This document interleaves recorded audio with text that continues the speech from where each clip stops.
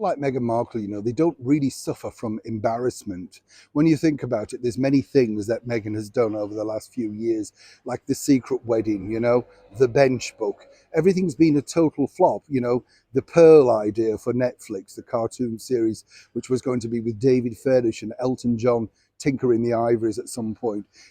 When it's a failure, it's never their fault. I just find this incredible. There's no sort of self-looking in and thinking, maybe I got that wrong.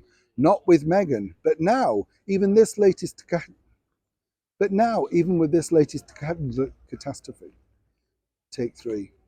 But now, even with this looming disaster, which is public humiliation of its highest order, it's not Meghan's fault, but more importantly, she's now looking for you, yes, you, to help save this whole situation. As ever, let me explain. Hi, good morning. Nice to see you. Hope you're well. By the way, I just wanted to share this very quick sad news because if you're a big fan of this song, remember, you're out of time. You do. He's played on the radio even now. Chris Farlow, sadly, has now passed away. What a performer, though, and what a track. There are just those standout tracks that are perennials that get played on the radio time and time again. Doesn't matter what generation you are, somehow you just know it, don't you? Yeah, I know. You agree, don't you? They're just certain ones. I would say, correct me if I'm wrong, A Night to Remember by Shalamar. Yes, do you remember that one from 1982? Brilliant track, used on so many programs and somehow sort of lodged in your consciousness, isn't it? You can't get rid of it even if you wanted to.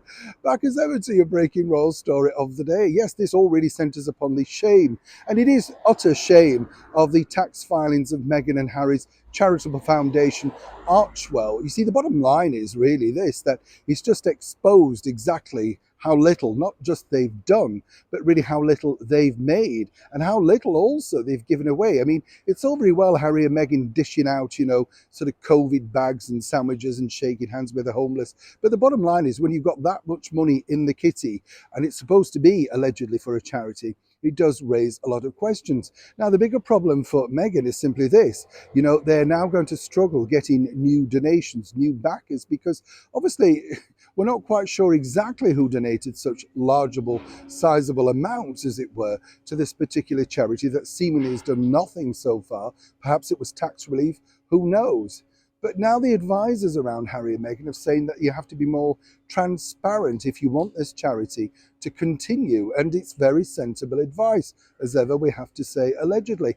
This is because in the world of charity and a cost of living crisis, so many people are now looking towards every single thing that people are doing. And given the fact that they're claiming only to be working 1 hour per week on this charity, how useful, how good is it for anyone other than the beneficiaries? And seemingly we're not quite sure exactly who the beneficiaries are. Harry and Meghan are planning to become a little bit more transparent with a public announcement on their Archewell website soon, I am told. And this is going to be interesting because what they say next could make or break this particular charity. Seemingly their entertainment arm has bombed despite picking up awards for a recent podcast. And obviously the only thing that they've been able to sell with any great relish is the docu-series slagging off the family. So now if the charity goes kaput, truly, where is this global empire? And more importantly, will people be inwardly looking at outwardly looking at Meghan and Harry's business acumen, if there is any?